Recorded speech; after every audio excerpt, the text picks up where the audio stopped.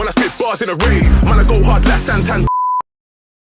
Before we go on, talk to us about the game, because after 15 minutes, you was a very happy man. I was sat right next to you. You was talking wicked, man. You was giving cute nicknames like Mounty.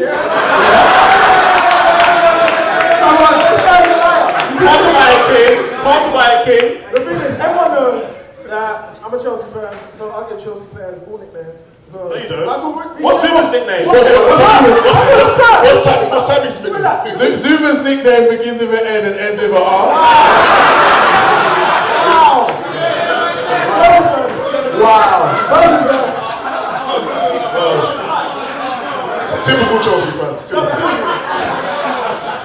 No, but seriously, when it comes to players, I've always said, Tammy, I've always said he's not good enough. You haven't. Yes, I have. No, you That's haven't. cat. That's cat. Why are you lying? I know them. Everyone knows the players that I've been waxing Liverpool about. It's Yeah, not more Tammy Chelsea Abraham. players. It's definitely not Tammy Abraham. But he's not good enough. I've always said that we should be playing at least Mitchie Batshuayi or Giroud over Tammy Abraham. Tammy Abraham should be our third option, and that's okay. Do you think Michi prevents a 4-0 defeat today? No. You don't? No. So Tammy's not the issue? No. So why are we starting with Tammy then? Let's talk about what the actual issues You are. started with Tammy, you're asking. But I spoke about Mounty. That's who I spoke about. So let's deal with the issues that led to you losing 4-0, because you was one of the most vocal Sarri out supporters. You now have Sarri out. Correct. You now got a club legend in charge. Correct. You've also got another club legend as his backup, a club legend that you've been very supportive of. Yeah. So let's talk what they did wrong today, which contributed to you currently being in a relegation zone. You love to see it still. So tactically, I think from the offset, we had a number of issues. So we had Barkley's left wing, which was an issue. We had Kurt Zuma at left centre back when he's not a left centre back. He just can't play out. He can't turn out. So you have to play him on the strong side. Hey, Relax. Let me up. Let him talk. Let him land. Go on. Kurt Zuma on the right. He should be on the right hand side.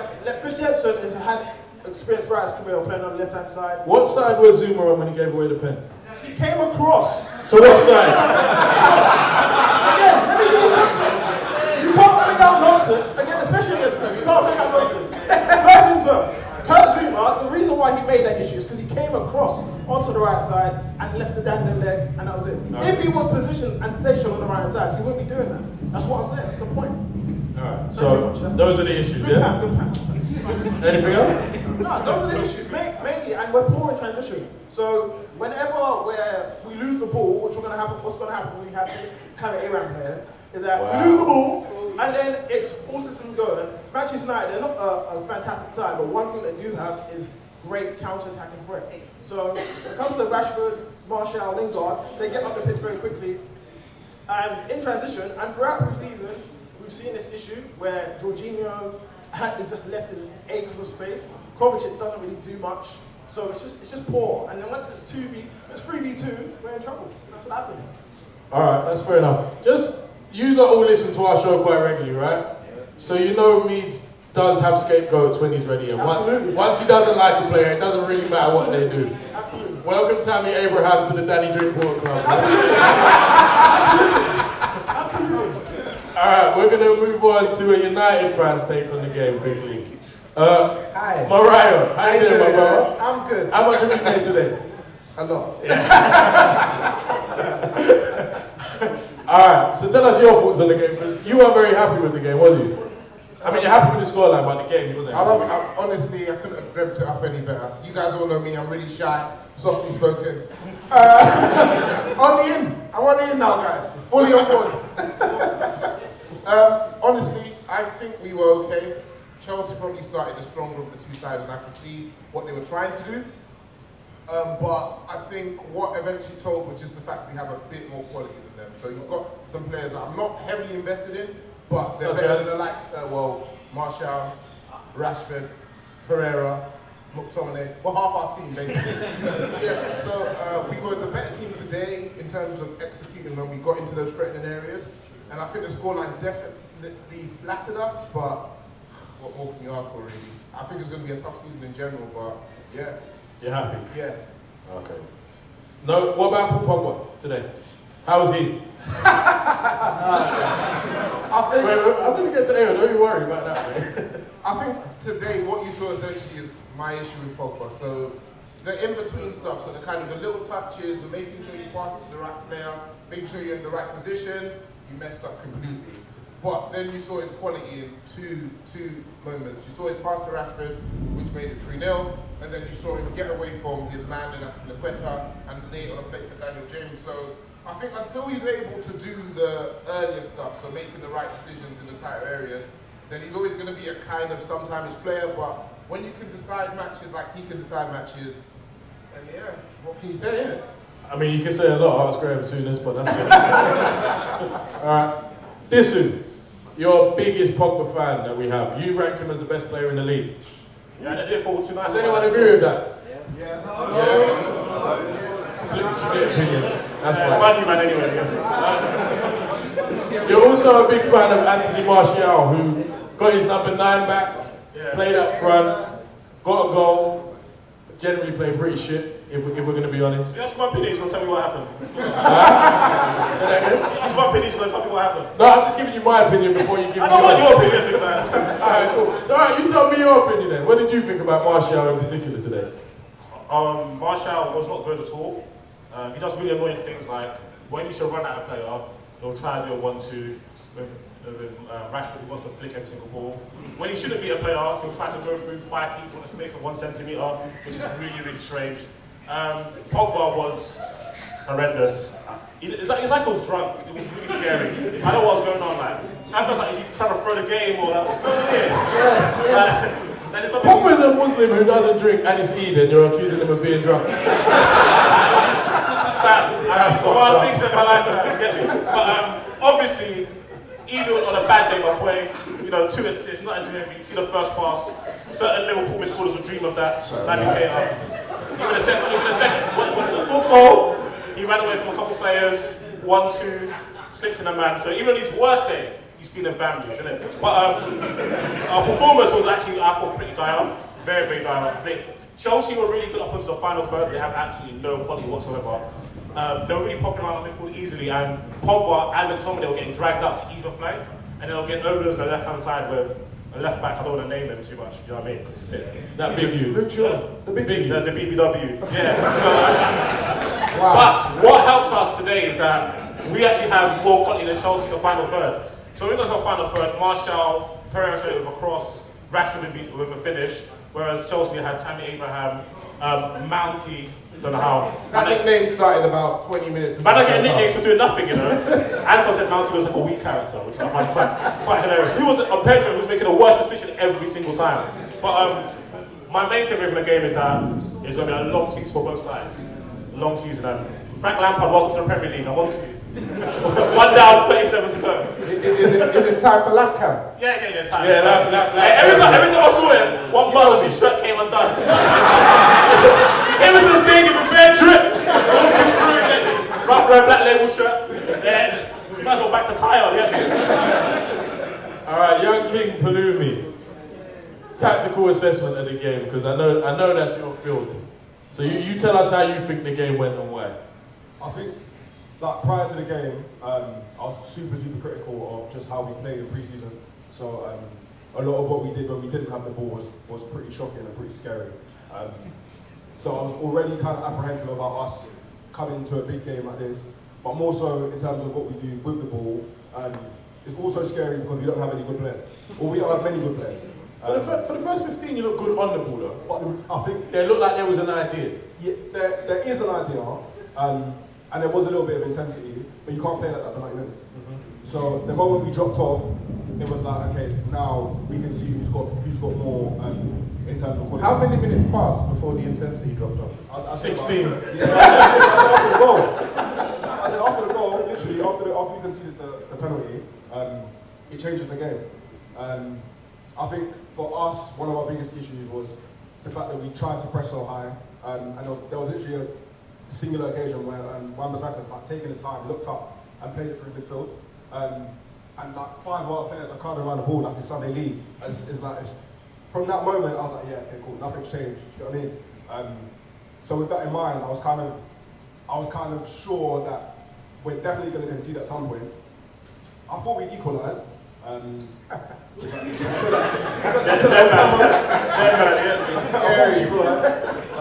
Because we started with a bit of buzz. But that's what happens, you get a bit excited and then disappoint, don't you? Alright, so in regards to what you don't do off the ball, do you believe that having Kante in your squad especially allows managers to almost take the piss with what you do off the ball? Do you know because he's so good in recovery, you can take liberties that other teams can't take. No, and the thing is that we can't take liberties, but there's this notion that he's two players. So everyone believes that you can play with a pivot or you can play with him bombing up. Like they say this thing that, oh yeah, he's the best player at running back. But we played against Arsenal, I think, a year ago, 2 years ago. Oh, we know you got left fires and we saw. So Proceed. with that in mind, it's like we need to stop feeling that stupid narrative and just set our team up a lot better because we're a lot worse for him. I've said on the pods that we've done previously that if we don't put ourselves in a position where we're a little bit more conservative, teams not going to play for us like that. Because we can't do the you score, we score thing because we're not going to. Because you don't have the quality to score. So And you don't have Hazard anymore. So that's your equaliser gone. Yeah, so Which is fair. Alright. I'm coming to Sebby now. Because as you know, Sebby, he wears his heart on his sleeve. He backs people with no basis.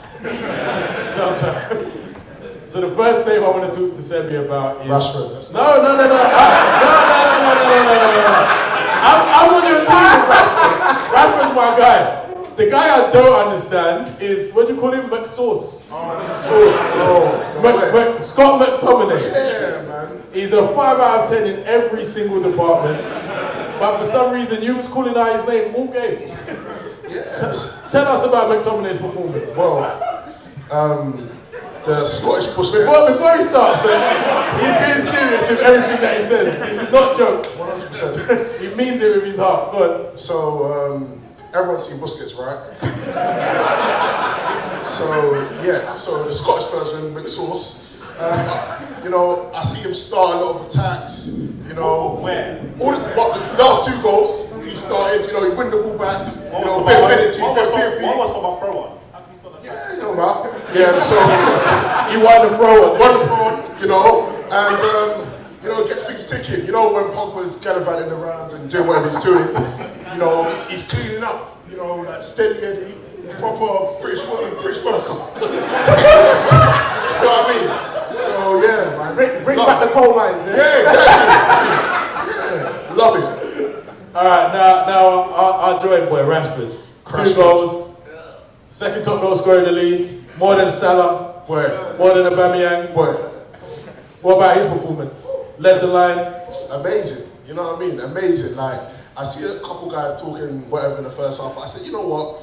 I know he scored a pen, but we're going to get you. You know what I mean? We're going to, they had us the first half, but we're going to get you in it. So, you know what I mean? Like, I think today, that was just the difference, innit? You see Tammy Abraham, the Libertine Benjani.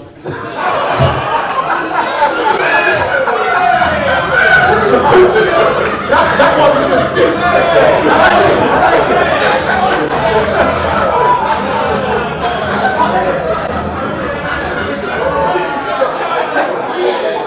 Wait, let me feel this and speak. You got one guy that's going out all night, the table girls, and you've got someone that focus on his craft. You've got Rashford, focus, you know what I mean? And that's the difference, that's literally the difference. Because I saw a lot of people saying that, we should have sold Lukaku and whatever. None of those goals go in if we have Lukaku. Ellis. Exactly. Hey, by the way, Daniel James won, Pepe nil.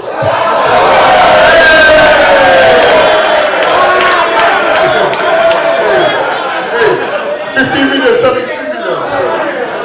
What can I say? But yeah, I'm very happy with Rashford. Cool. So, obviously you two are in the battle for 5th and 6th. Realistically. Yeah. How do you feel today affects your... Are you still ambitious in the top 4? Do you still believe it's a realistic ambition? No. You don't? Yes. Wow, there's a surprise. What about you two? Chelsea fans? You look so dejected, man. No, but I already said. Yeah, I didn't think we were going to get top 4. What? No, you didn't. We got receipts. We got receipts, man. I'm not so sure about that. This is where people like, can we get WhatsApp on the screen? I'm about to say the same thing. WhatsApp, let's go. So for those of you that have listened to Chelsea Hour present by time, I mean, none of us, we haven't. and all 5 of you, I'm pretty sure you don't know that we already laughed at the idea of actually finishing top 4. So we already wrote the season off. We just don't have the quality there. But I haven't written the season off per se. Not because I think we're going to get the top 4, but in the scenario that we're in, so we've got the transfer ban, new manager, I just feel like we have to temporary expectations for the season. So it's not going to manifest in us coming in the top 4, we probably won't win the trophy. But as long as we improve, so as long as we don't look like that. Improve on what? On today or improve on last season? We finished 3rd and won a major trophy last year. So. Yeah, but even within that, I don't feel like we were good or we were value for the 3rd that we came. I know the table doesn't lie, but I just wasn't keen on how we were playing, where we were going as a team. So I feel like if there's a change in that, shift in that, and we look like we're setting up a good foundation for ourselves in the following season, then I'd be fine. Do you believe that Lampard has the necessary, and that's in himself and the personnel he has available to him, to improve on what you did last season and take results out of the equation? Let's talk about structure and performance. Okay. Does he have that? So my thing is more, one of the reasons why I feel like we were so bad last year was the inflexibility. So I feel like if there's more of an adaptation and less of that inflexibility in terms of, I've got an 11 or 13 set of players that I'm going to stick with, and he actually says, do you know what, based on merit and based on your training well or you're playing well in this competition, you're going to play more often. I think our squad issues and our transfers, that's been one of like the biggest issues for us for the past like 5 years. So I feel like if we can get that down and we can look like a half decent team, then I would then reevaluate with regards to like sorry season, that season. Then what if that flexibility is as a result of your manager being inexperienced and not knowing what's best for his team? Is it still a positive? I'm an Arsenal fan, as you know. Yeah. My manager doesn't know what my best team is. He doesn't know what our best system is. So every week we have to make changes. Yeah. Changes at half time, changes after 50 minutes, different lineup, because he doesn't know his best team. Yeah, so if that's the route Lampard goes, how do you see that as a positive? I don't think he's going to do that. I don't think Lampard will be the type to keep rotating. I think he's one of those guys that will be set in his ways, and it'll almost kind of be like, sorry, but it'll be the other end of the spectrum. So I think he'll have his favourites like Mason Mount, Tammy Abraham, and play them. But again, I just think he wants to keep trying. He'll keep persisting with certain players, but I think that in itself is going to be an issue. Because if they don't perform well, they should be playing. I think people should play. You sound quite negative about it. It started already, Anthony. It started already. It's been 2 hours and it started already. We move. It's just if I see the same things that our previous managers doing, it's not because it's Frank Lampard. I'm not going to say it. I'm not going to call it out. You have to call out what you see. Which is fine, but when people have been telling you for the last 4 months that you're going to see these things and you're going to change your You opinion. didn't say that.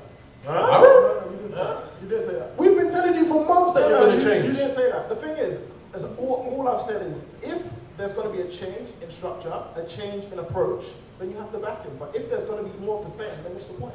More of the same of him though. No, more. Did you guys know that last season, Derby County played 23 away games in the Championship, and in 19 of those away games, they played 4-2-3-1 and failed to win 16 of them. Did you know that? Yeah. It's bad, isn't it? Wow. So what that tells you is Frank is very set in his ways. And even if it doesn't work, he keeps persisting. And then it doesn't work, he keeps persisting. And ultimately, at Chelsea, what happens when things don't work? You're gone. You're gone. So, 5 hours. Lewis is going to come around and ask a couple questions. Lewis, one question I want you to ask them is, how long do they think it will take Ife to flip-flop on Frank and want him out? Lewis, the floor is yours. Wait, my mic, oh no, my mic is working. Okay, who has answers to that question, number 1? Any hands? There's a Chelsea fan right there, ask him. There, second row, third in. You got a jacket on the low speed, you know? Wait, is Ben Are you alright? Stand up. He wants to hear the question again.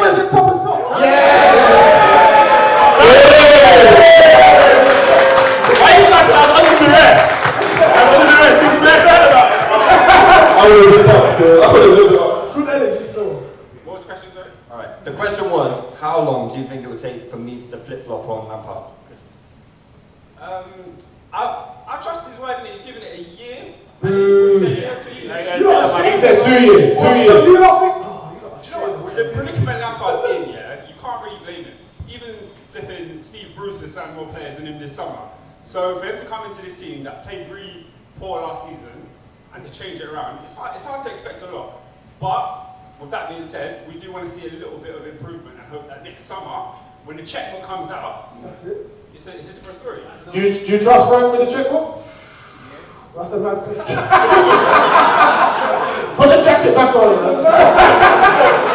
I don't know. Is the checkbook even going to come out with Roy? I would. Apparently, because they haven't spent this year the FFP, they'll be able to spend like 350 million. Is it bad from the UK? Huh? Isn't he bad Oh, from my the man UK? can't come here. He can't come here. Does anyone else have any questions for the panel? Yes, Dan. I don't quite know why Kante was not playing. What do you guys think was Lampard's intention behind it? Was he not fit or was it a tactical decision? He's not Pogba. He can't come up with no pre-season and be man of the match for the first game of the season. He's not Pogba. No, basically Kante has been nursing the injury since the Europa League final where we slapped Arsenal. So, he played on one leg. He played on one leg, so you know you need to nurse that. So take it easy. So he cooled off. So he didn't play he played no game in pre-season. So He didn't play no games in pre-season at all? No game, apart from 20 minutes against. Oh, so one game? He didn't play a full game. Is that Lewis? Lewis was a full game. Lewis was a full game. 20 minutes. It's a game. Oh, shameless. But yeah, he barely got any minutes in pre-season, so he's not really fit or match fit. So they're nursing him, or they're just easing him back into first team football. So. Boy, he's starting the next game, I'll tell you that much. Yeah, he didn't look too bright when he came on, but Got spun by Daniel James and got a yellow card. yeah. Oh, we need to start Kante, absolutely, because he's one of the only players that can actually put out fires in our team. Because Kovacic, as I said, doesn't really do much. You're talking wicked about Kovacic, and in the first 10 minutes, you lot popping He definitely was. He was. He And you've been talking wicked about Kovacic. Yeah. Okay, cool. I thought hearing things. That's a record, isn't it? How are you so shameless? There's no agenda, sir. How are you so shameless? Kovacic talked about the granddad cap, and he said he's got full Chelsea. He's just finished, you know. Absolutely. Put my heart in his sleeve. Come on, respect that. Respect that. Everyone knows I don't like Kovacic. That's how it goes. Yeah, this week, you know. Any other questions for the lads?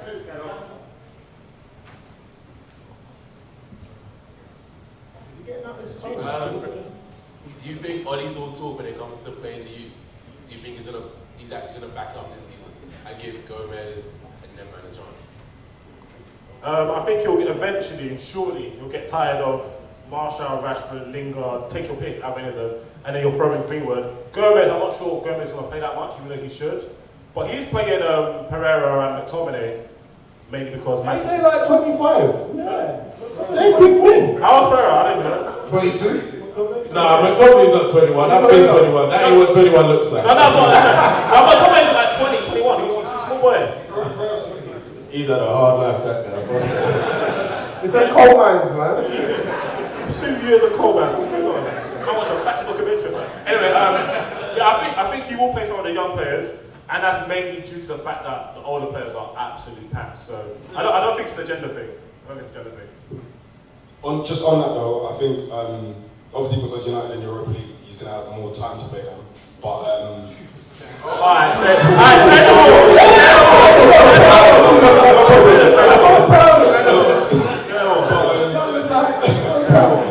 And you have 4, you know? You have 4. Okay. 4 piece, no wings, bro. You have no, but as well as that, I just think because they've got a lot of deadwood in their squad, I'm a little bit like weary. So it might be that someone gets injured and then he plays, I don't know, Mata instead of playing Gomez. So there's that kind of element of the way the squad is quite unbalanced. It might be hard to give the kids the minutes that they deserve. But that's Any more questions? Any more? Yes, Ben, we got you. This is the United guys. Today, I noticed that we had a bit of a problem in terms of from the gap between midfield and defence there. I feel that we're missing that sort of holding mid personnel there. Do you think that Tommy has the capabilities of actually filling that role? Are you asking Sebby? Do I think?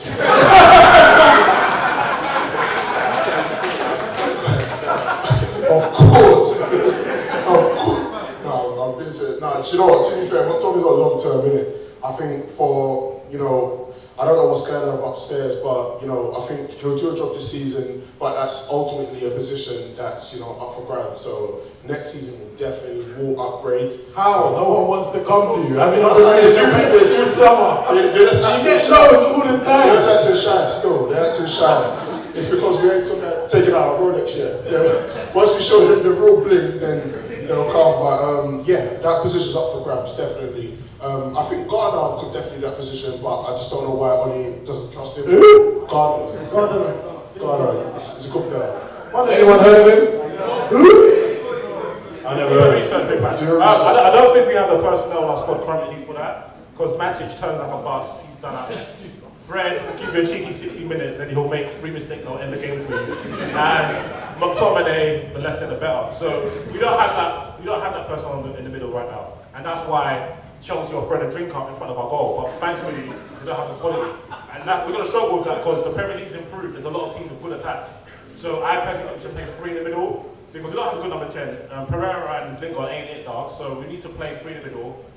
I don't know who's going to be that one in front. I might as well change anyone every week and see who sticks. But yeah, that's a very, very worrying. And we didn't sign one this season, which is quite scary to be honest. So, yeah. You tried. No, who did we try to sign? Every fucking one. What are you talking about? No, we didn't. That's cat. Don't watch that, bro.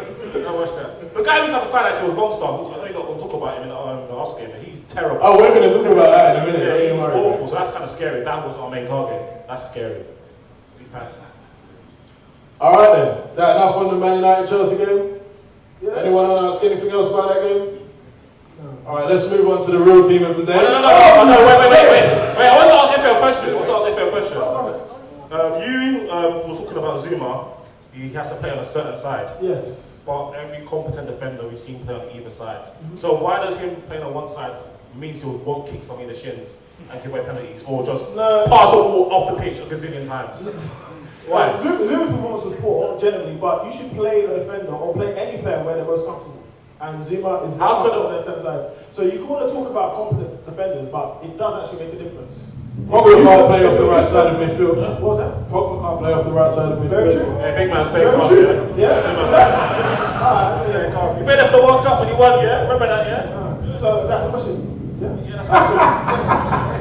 Alright, we're going to do a quick selection change. Give us 2 seconds. Wait, guys, I've got one more question. Oh, wait. One more question. That was stoppage time questions, yes, Go. The last few years at United, in terms of the transfer policy, has been slightly disappointing. So my question to the panel is, do you believe that United should have a technical director? Because Ed Woodward has absolutely no clue. Fantastic question. Without a doubt, I think the proof is in the pudding. I think we have several issues that make it difficult for us in the transfer market. Firstly, Woodward doesn't really know what he's doing. He's obviously done a good job on the financial side of things, but in terms of having a football brain and being a football man, he isn't. Secondly, I think our reputation now is in the toilet. So everybody knows that you go to Manchester United when you want to get a good deal. So you want to sell for 60 million, Man United will give you 75. It goes without saying, and what is sad to me is before the transfer window, there was all this talk, we were linked with all these ex-players who were supposedly meant to come in. Nothing actually happened during the window, and then the minute it closed, we're starting to be linked to these players again. So I don't think Woodward really wants to relinquish any power in that regard. So until he stops doing what he predominantly does well, I don't see it happening, but in answer to your question, it's not overdue. Do you know who you guys need? No, but... Don Raul. But hold on. Didn't technical directors turn you down because of the mess of the club? I'm sure I read something. No, we didn't get turned down. It's just Woodward was being like that Castro geezer. He didn't want to, relinquish any power whatsoever. So. And another, how come Woodward gets the blame for the failures of your managers to identify the correct players for what they need? Why does Woodward get blamed? We have been screaming, but at the same time, he does do some hickey-hacker things. Like, for example, when we handed off Mourinho, which was like last November, he was briefed again, he was like, yeah, we're going to get in a director of football, for the transfer window, we're going to have this policy, this, that. We came to the transfer window, nobody was in sight, nobody's been interviewed, nothing, so. And he even briefed the media saying, even if we do get a technical director, they can't sign no one. Yeah, like, it's still me, dog, get me. Like, but let's look. So, for example, we'll talk about when Jose was in charge. Yeah, he wanted to spend what, 60, 70 million on Perisic? Yeah. Woodward wouldn't allow him to do that. Perisic just got loaned to Bayern Munich for what, £5 million? Yeah. Yeah, what did Perisic do last season? And he's 30 odd. Yeah. So, I don't know why Woodward is getting the blame. Is it Woodward that wants Sean Longstaff? No, he also wanted Maguire, by the way. He wanted Marino wanted Maguire. Yeah, but Marino wanted it in like 3 days left the window. You can't sign him for 3 days. Do you blame him? You just paid £90 million for Harry Maguire. I don't blame him for saying this £10 million inflation, what's going on? Did the pound go down or something? You know how it works up here, man. You're not getting no fairness from me. It'll be 110 million in 5 years. Yeah, you're damn right. No, but you do raise a good point. I've been blaming the managers. What he does is like the manager has the targets and he goes out and gets them. Obviously, he steps in and out when he sees fit. But the problem is, I think United should have like a culture. So Barca will tend to sign a certain player, City will tend to sign a certain player, Liverpool, henceforth. We're out here, whoever's the manager, yeah, you do your thing, bro, here's a checkbook here. Yeah. And then now we have like 3 different batches of players. Like, it doesn't make sense. No, but do you know what it is as well, though? Every manager since Moyes comes out and says, Woodward knows nothing about football. After they've been sacked. Because in the first chance of Woodward, they're like, oh yeah, he got my targets, everything's good, my skin is great, I'm feeling good. And when they get sacked, oh, Woodward, yeah, he's slept with my wife. No, I'm not hearing that.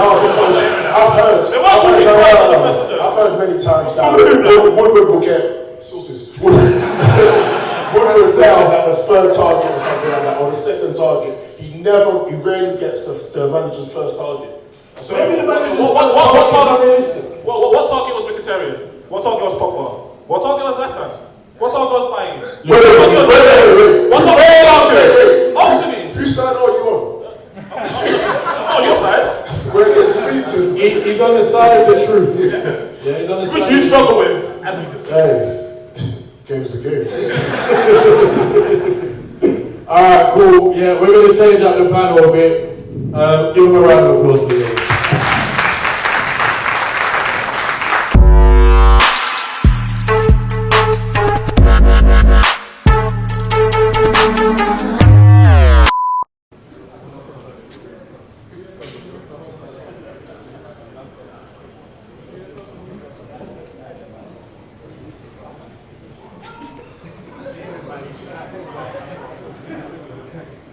Hello lads, we are the Touchy Gunners and Ellis.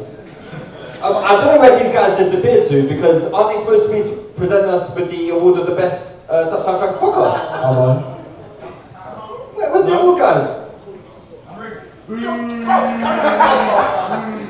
Anyway, yeah, we are the Touchy Gunners. We're going to talk a little bit about today's game. Obviously, it's been a crazy summer for us. We haven't had a summer like this for. In my lifetime? In your lifetime, maybe? You're a little bit older than me. You're a little bit older than me. I might not look it, yeah, but I'm a bit younger than you. But yeah, it's been a bit of a crazy summer, so we brought in some really interesting players that we've spoken a little bit about on the pod. None of them, we didn't really get to see any of them today. But what did you think of the lineup first of all, Antoine? I was devastated when I saw it. The lineup was so bad, yeah. I was thinking of excuses to not come today because I fully thought we was going to lose. The lineup was terrible, but do you know what it is?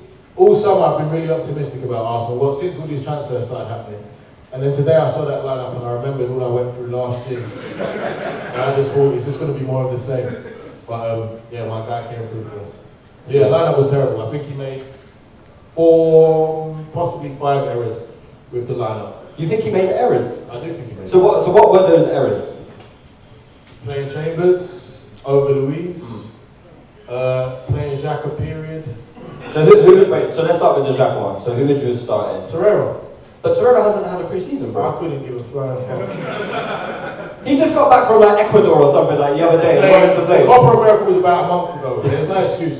I just think there's just no excuse to play Xhaka these days. I can't. I've never had him. And I just think that you have to play Torreira, to be fair, and I think you have to play Luis to negate what people pretend Xhaka does. Yeah, I agree with the Luis one. I think there's no reason why he couldn't have started today. But you said 4 mistakes, so... yeah, I don't think Mkhitaryan should have played. And I don't understand why Ceballos didn't play either. Ceballos had an injury apparently against Barcelona. You brought him on to play for 30 minutes anyway. And for me, coming off the bench with an injury is a lot harder than starting a game. You have to remember people have got their second win, the game's been down for 60 minutes, the game's got a tempo. So to catch up with that tempo, it makes it 10 times harder. So you bring on an injured player to catch up with the tempo, you're putting them through a lot more than you would if the player started, especially a player like that who's going to have a lot to say with the tempo of the game. So again, I think another error, but he got away with it, didn't he? So I can't say too much. He did. It was a scrappy win. Dan, what did you think of the performance overall from Arsenal? Similar to Ant, I was a bit sceptical about the selection. I was happy Willock and Nelson started, so credit to Emery for that. Some of the other selections, yeah, like Mickey, I just think he's done that, to be honest. Realistically, I don't understand Mickey. How have you got so much ability and then... I don't know how he doesn't have so much ability. He can just carry the ball at a reasonable speed. That's literally his... He can't shoot, he can't pass. He carries the ball okay, that's it. And because he's got away with it in Germany where nobody's quick, so... That's true, because I've seen Dan on Wednesdays playing football. You would think he's a quick guy. He's not, Why would you think he's quick, Lewis?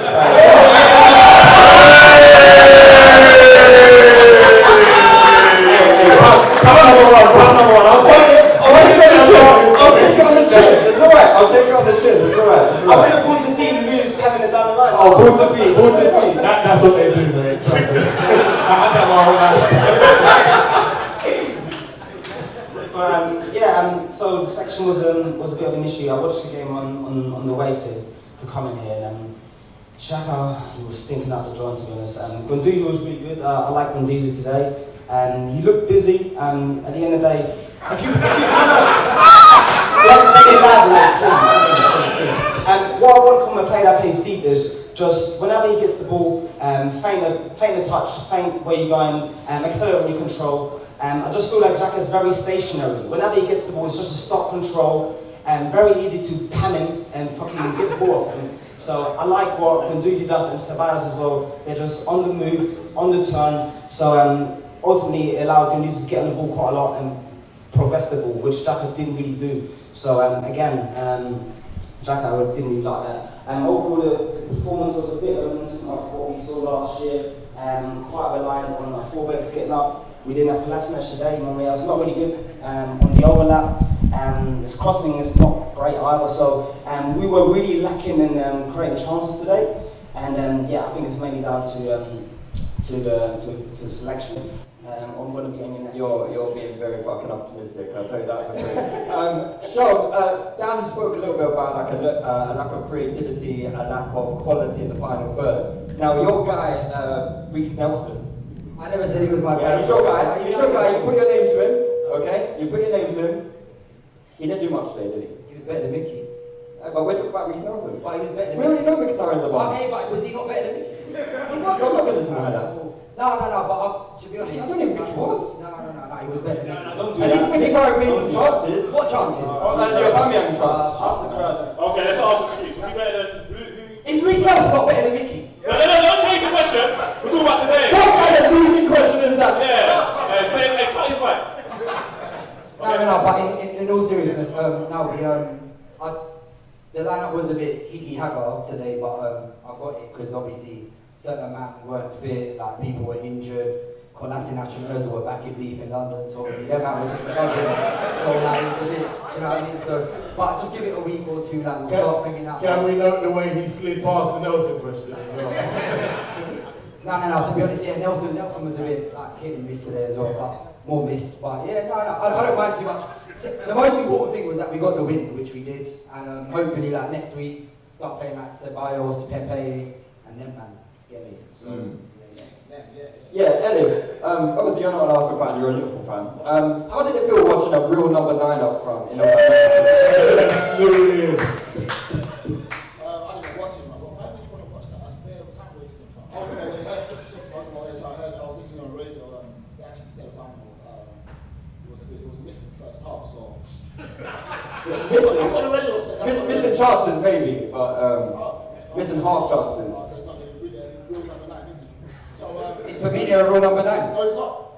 He's not real number 9. So why is he playing? This is where Liverpool start doing their match. These are 9.3 quarters and stuff like that. It's just bad. He plays out front because of the way Klopp wanted it. But we're not talking about. Yeah, we're not talking about Liverpool. We're not talking about Liverpool. We're talking about Arsenal. So Would you like to do that? No, you like to talk about Arsenal. No. What for? Well, he got his goal anyway. He got his goal. Well done to him. Winning goal. I like that. He's up there with Salah.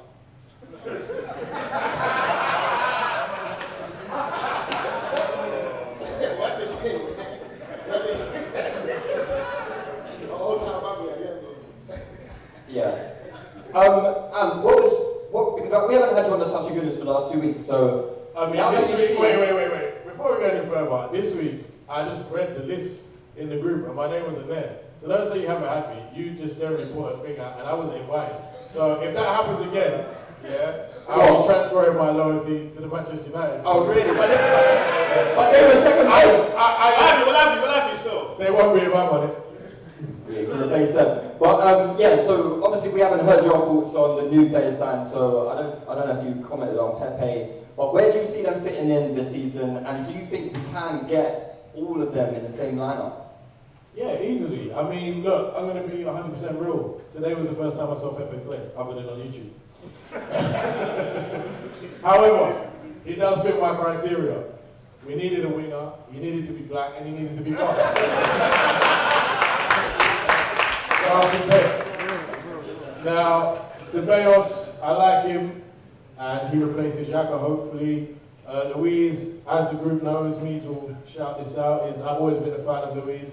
When the likes of Lewis and that were saying Mustafi was better than him, I was sickened, and yeah, I've always had my faith in him. Turney again, only seen him on YouTube, but he's got tech, and he can run, so and he can jump 55 centimeters. White men can't jump, huh? Apparently not. So, the new players, I'm happy with them. The only issue is our manager is still a coward. I think when the going gets tough, he's going to revert to type, and he's going to attempt to be more secure than anything else. And as a result of that, some of those players are likely to miss out. Pepe especially, I would imagine. I can't see Emery being brave enough throughout the course of the season to stick with a 4-3-3. So you reckon he's going to bench Pepe at some point during the season? I think he's going to go back to his 3-5-2. Yeah. That's like, we got money, bro, we're not you. I mean, we got a shiny new ground and everything, we've got those, don't worry, it's fine. So, I honestly think he's going to go back to that 3 at the back thing because he wants his security from 3 centre backs and wing backs. So at some points I can see Pepe being on the bench, and I can also see Ceballos being on the bench because... That's the one I'm most worried about, or trying to play him in the 10. I mean, my hope is that obviously we should get top 4 this season mainly because United and Chelsea are shambles, and then get rid of this guy at the end of the season and move forward.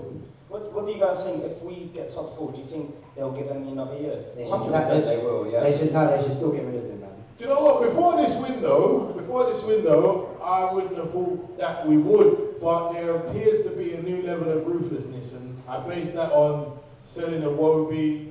We'll talk about that in a minute, Sean.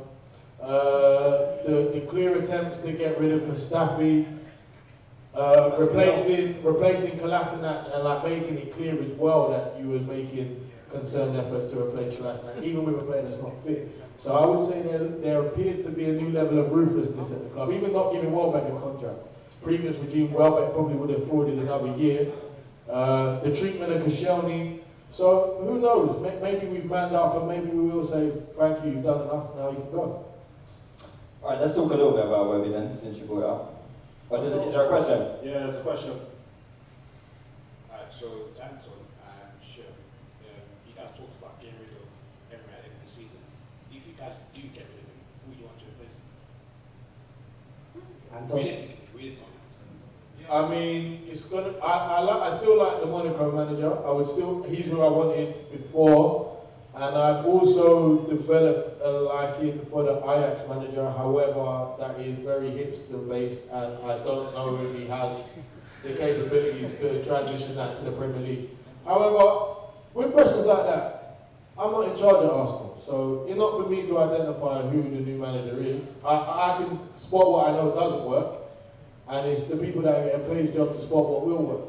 So I know Emery is not the answer. However, I don't know enough about worldwide managers to say who would be the answer.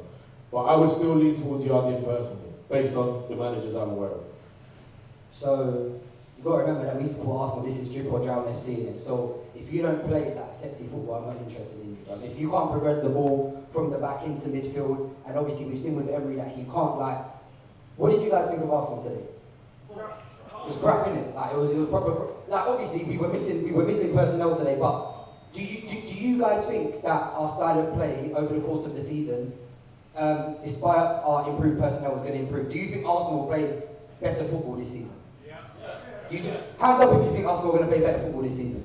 Based on what? All the guys that are wearing Arsenal shirts. The top goons. You guys need to get out of our club, man. Now, so personally, me, stylistically, I'm not a fan of Emery. I would like someone who is able to progress play better from the back. You built up the Ajax manager's a good shout. Me personally, I will still die on the Arteta hill. So yeah, There's a bit of racial profiling there, I believe, from you, Sean. Like, just because he's Spanish, why does it mean that he's going to play good football?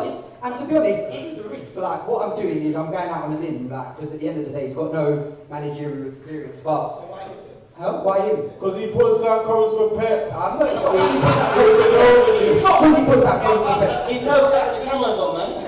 No, cool. But he left Arsenal. He was offered like assistant coach or managerial roles at Arsenal, Tottenham, and like City. That must be for a reason, innit? Do you know what I mean? So What do you see in I'm not seeing anything. He managed that one game against us, didn't he? And he won. I watched Arteta play centre mid for a few years, and I'm telling you right now, if that's what he's bringing to the manager table, I don't want no parts of it, mate. Disu's got a question. This is for Lewis. We spoke briefly before the Man United game. Who is that? Sebby. Oh, wow.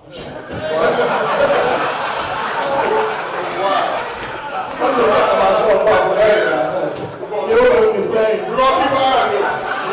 We're going to keep an eye on this. But we spoke briefly. I can't see through them goggles. We spoke briefly about, a little wager. Because I remember this time last year, you called me. You called me when I was drunk. Yeah, so I'm going to catch you in front of everyone. Do you want to do Rashford versus Pepe? Who scores more goals than the other? Do you want to do that? Don't change it. Yes or no? Rashford versus Pepe. No, don't take the penalty. I don't care. Who scores more goals, Rashford or Pepe? Do you want to do this? In what competition? In the Prem. In the Prem. Yeah. Okay. Okay. Number one. He's such a coward. He doesn't want to go against Aubameyang.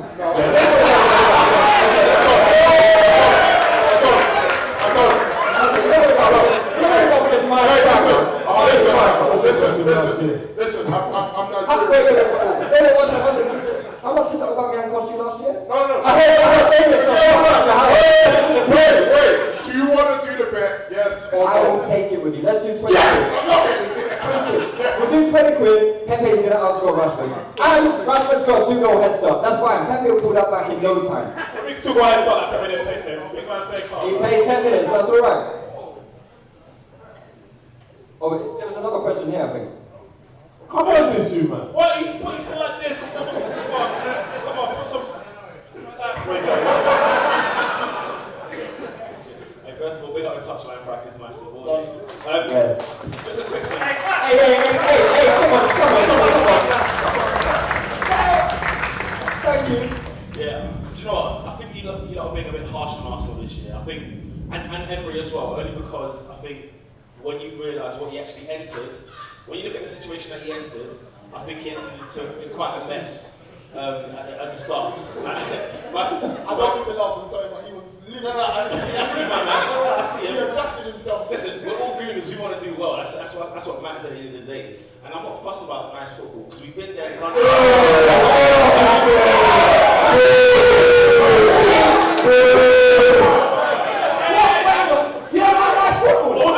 the leg talk, man. Sit down. Mr. Muscle, sit down. That's what we call it. Get Sean Darky.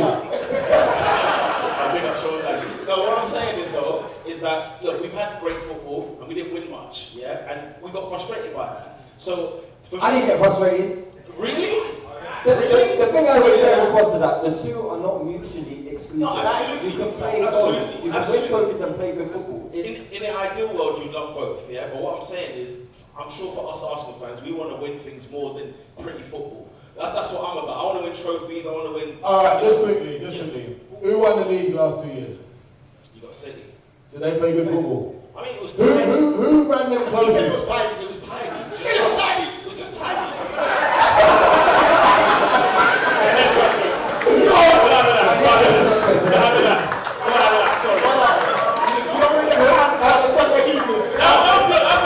I hear what you're saying, but watch this, right? So, if you notice, the teams that have come up, Norwich got pasted Friday. Villa fell short. Shut up, you. Villa fell short yesterday. What you'll notice, even the teams that come up now, they play good football.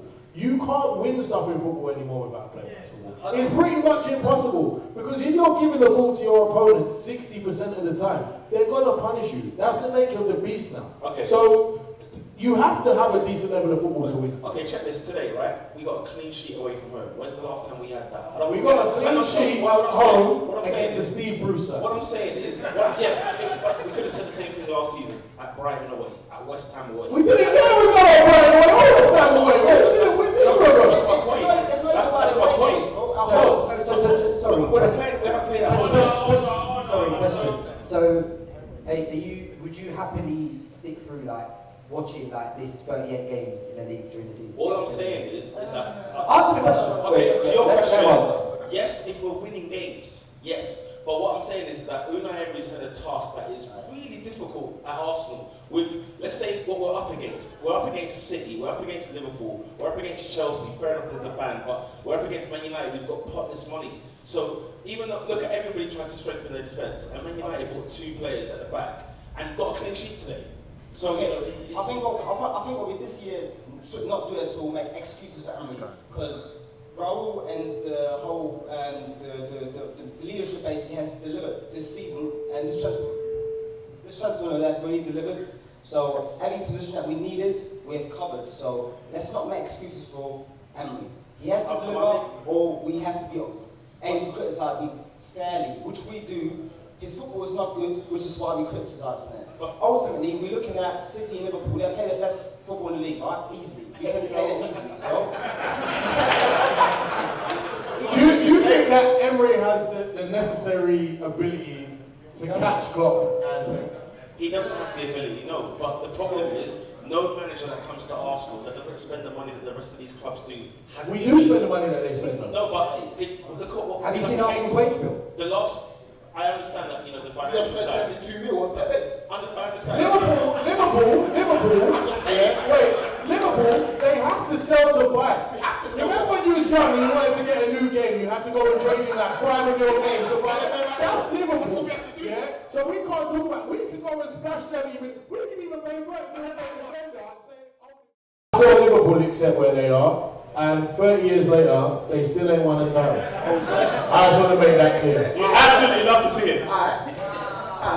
Disu, is there any more questions in the crowd? Is there any more questions? Okay, there's quite a few at the back. Alright, cool. Okay, I'll go to you closer. Sorry, G.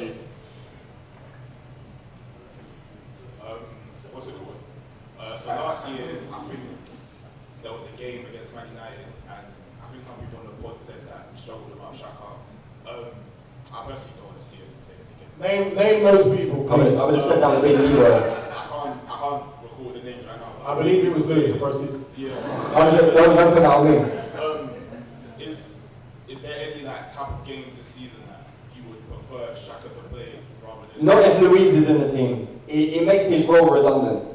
Because Luis can do everything that Xhaka can with the ball, and I don't think we particularly need someone like Xhaka in midfield. I feel like his role is kind of outdated in football now, and I'm not a big fan of that.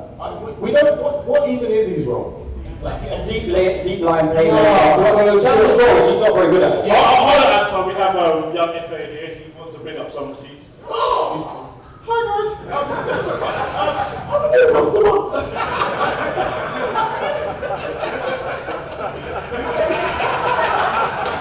No, but quickly, Lewis, you said there's no real need for Xhaka. I quite recall when this transfer was going through, I think myself and Ant, we had a discussion. We said that. Why you touch your ear, bro? We said Xhaka wasn't really required. I remember this conversation quite well. You said he's what you need desperately. So I told you, remember that? You remember that? I remember. So, is a man not allowed to change his mind anymore? I see on one mind that man is not allowed to change their mind. I'm not allowed to change my mind. What the hell? What is going on with the world? So Lewis, I just want to clarify. So you've completely sold your stocks in Xhaka FC. Long time, bro. Okay, thank you. Okay, now while I'm taking the mic, mate. Yeah, You're investing in stocks. Yeah, and I'm going to use that to wager you. Alright? Aubameyang to outscore Mishi, Giroud, and Tammy this season.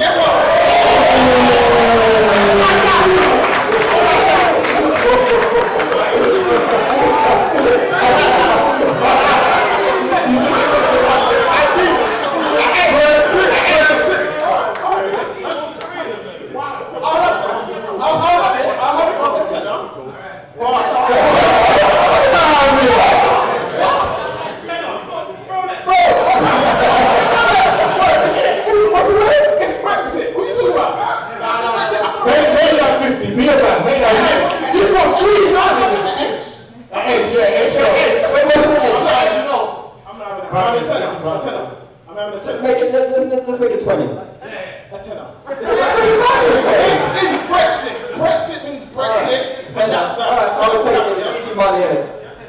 Blue shade. You're carrying it, bro. Okay. Next question, gentlemen. Okay, first and foremost, I just wanted to say a big shout out to Touchline Fracas Live Show. Keep up the hard work, man. I see what you're going for over the years and whatnot. We're obviously from the Beautiful Game podcast. We're massive fans of your pod, innit? So just keep up the hard work, man. Now, as an Arsenal fan, I can't remember the last time I've been as happy as I am at the moment with a transfer window. Particularly because of the fact that we addressed so many key areas in one window, and obviously with the reported 45 million, we really made that stretch. So I was quite pleased with that. So the question I wanted to ask you guys on the panel is, of the signings that we've made this summer, which signing do you think will have the biggest impact on the team and how we shape our lineup? Like, who do you think is going to be the biggest signing for us? Nicolas Pepe, purely because. Great question, by the way. Great question. Nicolas Pepe, because he had certain attributes which we don't have. He was only on the pitch for a little bit today, but you could see how, like Aubameyang, he's another player who tries to run in behind, which attributes we don't have, and he will also commit markers. Obviously, he needs to get up to full fitness and up to scratch. He's skinny, but at the same time, you don't. You come up here just to heckle us. What's going on? Yeah, but also, you don't want Pepe to like bulk up and get to a point like, remember that Memphis? He bulked up and he couldn't run it. This is where. That's no problem. This is where. But also, these two goals are Pepe at the same league up pen, so stay calm. Stay calm. You were trying to replicate the tie in IB for last week. Alright, well, say no more this. Say no more this, yeah?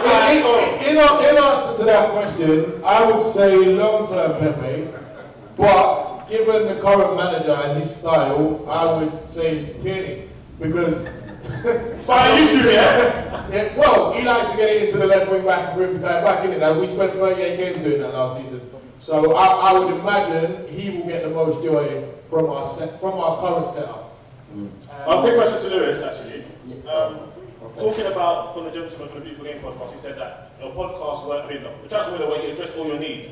I remember transfer window August 2016, and you were very happy that window because it's addressed all your needs. So you've got Hiro Nakamura, that I don't know where that you is Holding. Asano. Oh, Asano, okay. You know what I mean? Holding. Perez. Did you say Perez? Yeah, Lucas and was it Mustafi? 25 million. And Xhaka. Lewis, you're quite keen on that window. So why are you so sure now? Look, I've matured as a man. I've matured as a man to make better decisions in life. Cool. I saw your videos in Vegas. Hey, listen, I made some bad decisions on that holiday. Okay, moving on to the next question. So obviously Arsenal have had like the 8-2 loss to United. Are you alright?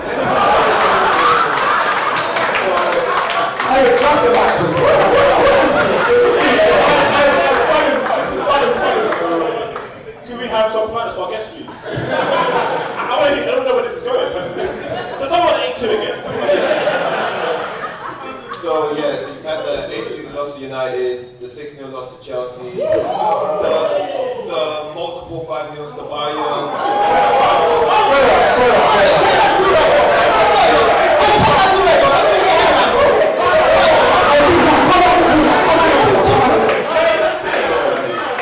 Yes, I don't want to ask you, what's been the most painful pattern as an Arsenal fan? I'll tell you what my most favourite moment as an Arsenal fan. No, ask the question. Ask the question. As a respect of our customers. So, you know the worst one of all of those ones, yeah? It was the first 5-1 Liverpool give us. Because if you remember, we were still in the title race. We beat them in November. We was top. I fully believe we was going to win the league that year, yeah? And in that 5-1, I can remember racing home in my car. It was 4-0 by the time you got young. Listen, I come off the exit. I come off my exit. My house was 2 minutes away. I didn't want to hear it on the radio. I think the game's going to start now. I'll be in by like the 15. It's fine. Well, I come in and see the score. I turned on the TV. I went to bed. It was a daytime game. So that was the honest one. The amount of times I've gone to sleep during the daytime because of Arsenal, yeah? I wake up at 8 p.m. Okay, what was your favourite night? So I remember watching that podcast, Arsenal playing, yeah? I listened to most of the podcast. Arsenal whole Saturday night living like a freedom. Lewis, hey, I can't even lie, I got a headache, you know? I know Lewis is one of them.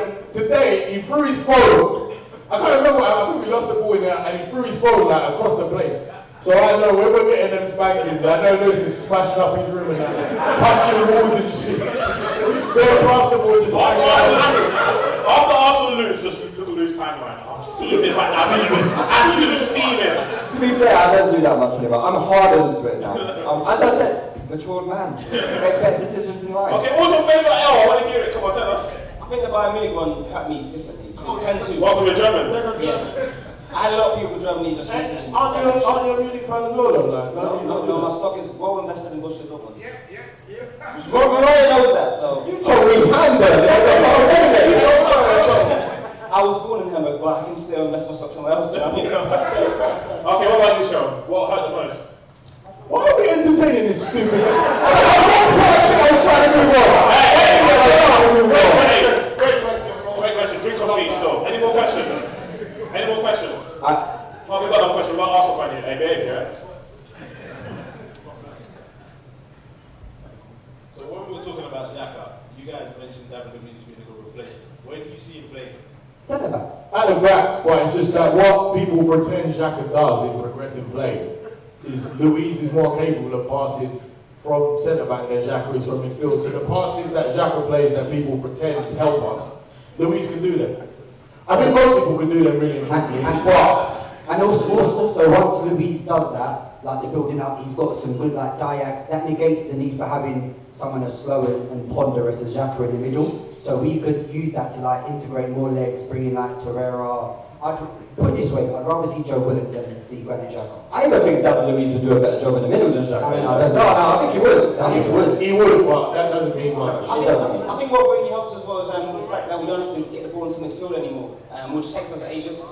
So once Luiz has the ball at the back, we are threat instantly with Pepe running behind, Aubameyang running behind. We don't have to get the ball into midfield now to have people passing the ball deep into the opposition half. So I I'm really looking forward to these, so I hope he's not too rash at the back, but I mean, I've experienced Mustafa for 2.5 years, 3 years, so nothing really can kill me anymore. Surviving Mustafa coming to you on Netflix soon. I think we'll probably head to an intermission now. Oh, So, unless there's any more questions? Any more questions?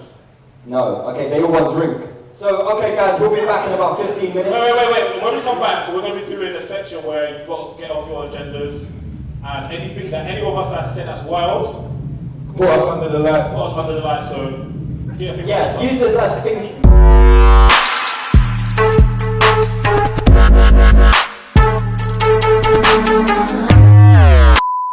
Guys, what we're going to do is we're going to have a quick rundown of the weekend's fixtures and the latest events going on with those teams.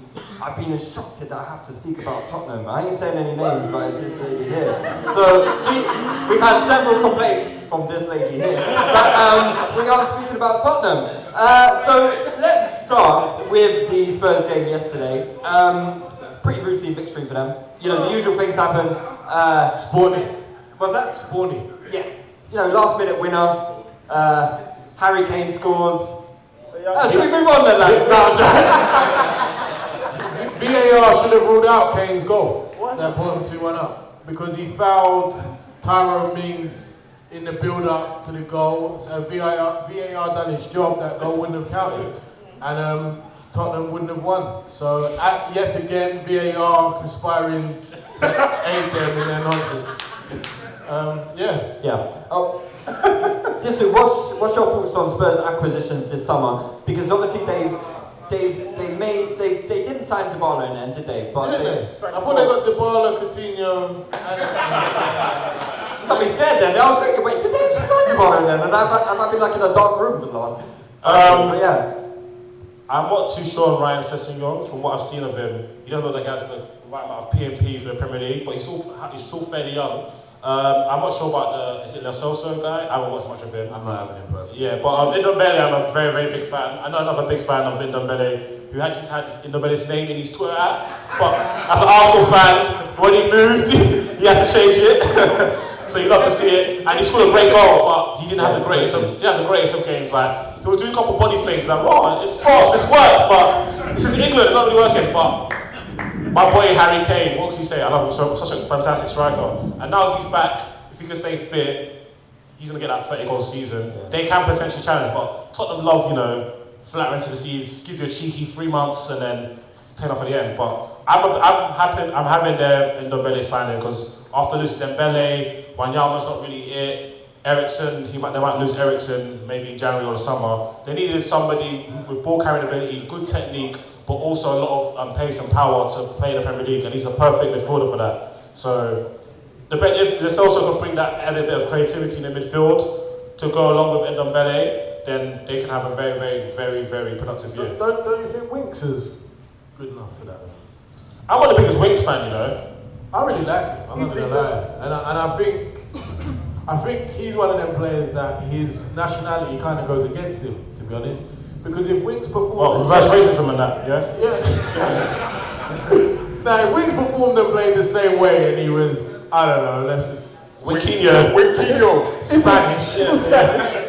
Had a little O at the end of his name. Yeah. People would rate him a lot higher than they do. That's facts, that's true. So, I like him. I think he's a good player. I think him and Ndombele and the runner Sissoko, I think that's a pretty dangerous combination. I think once Pochettino gets over his mad love for Dele Alli, I think they can be really dangerous, truth be told. I think if they actually got the ball over the line, that would have been the end for Dele Alli, to be honest.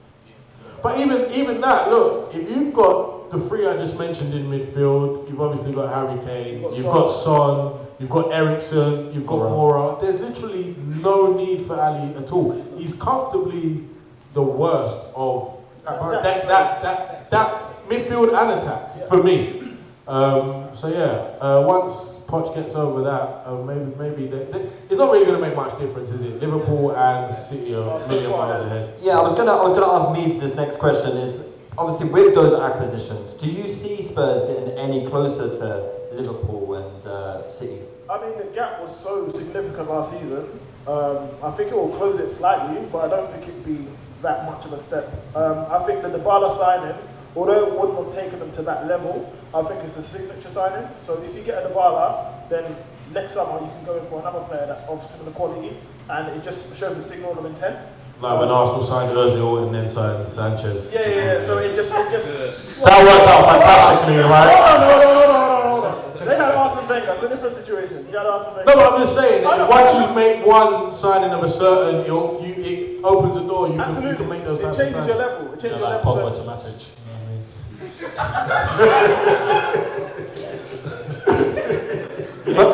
Morayo, did you see anything from Aston Villa that made you think that maybe they'd be capable of surviving in the Premier League? Yeah, I think they have a nice blend of players. They got Grealish, they got McGinn. Don't sound too excited. What do you think about Grealish? I'm not going to be excited about Aston Villa, guy. That's more Manchester United. There's levels. Barely. Barely. They've been out of the Prem for a few years, so even I think McGinn was commenting after the game. It's a big step up. Spurs are one of the best teams in the league. So you could see what they were trying to do in the first half, and it worked, but then you can see the gas kind of ran out in the second half. So I think if they continue on the way they're going, and they've signed quite a few players, I think they should be alright. I think all the promoted teams look promising, to be honest. It's probably the best batch of promoted teams we've seen in a few years.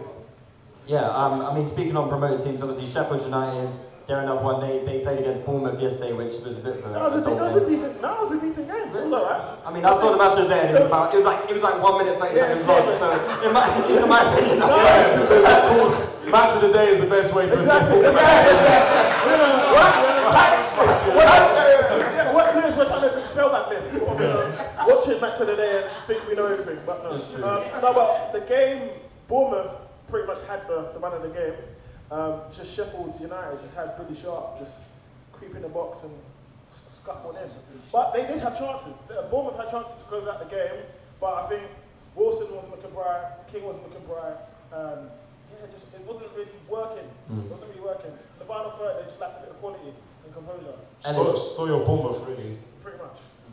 And that's not true, because the Bournemouth forward scored more goals last season than a certain 97-point earning team is number 9. So I don't know if we can criticise Bournemouth. Ellis, would you like to shed some light on that one? Would you like to retort, Ellis? Callum Wilson outscoring Firmino. I don't matter, fam. You've got 97 points, man. Oh, but They're going to have a wiki page for that. Yeah, the Liverpool got 97 points. And then why not just show us a picture of you winning the Champions League? That's what you guys do, innit? I've got plenty of job on. I've got a lot. Ask Fred. So 97 points and 1-ish, basically, in the Premier League. No. Premier League, you didn't win nothing, though. Premier League? Oh, Premier League. Okay, fair enough. Okay, nice. I think like 20 sides. I don't know. Who's counting? Well, Man City are, clearly. They won the league. Yeah. So we'll pass by that game. Palace and Everton was an interesting one. No, it wasn't. I only really want to speak about Zaha, really. I only want to speak about Zaha and the situation with him. I was happy the crowd clapped when he came on. I thought he might get booed. So I was happy the crowd clapped him. They're clapping because they know he's the only reason they're going to stay up. If he went, they'll get relegated. They'll be playing Huddersfield next season. No, but I think it's good that the fans are showing the awareness to still celebrate him in that manner, because let's take the likes of you, for example. You hate Van Persie for leaving us. I do. Right, and is it any different to Zaha wanting out of Palace? No. How so? Yeah. What's the difference? We were going, Ashley Cole, we were clearly going backwards, and they had offers to go and clearly win stuff, so they did. Palace are making no progress, and Zaha has an offer to go and win stuff. So there may be a different level inside of what you're leaving, but you know what I mean? It's the same thing. So I think the Palace fans deserve some praise for having the self-awareness to still get behind their player and for being aware of the fact that he should be moving on to bigger and better things. Unlike the Celtic fans, maybe, who have you seen like any picture of Kieran Tierney on Twitter? The Celtic fans in the mentions are hilarious. Have you seen their league? How many leagues in a row have Celtic won? Like 75. They've won 9 in a row, and this year could be the 10th in a row.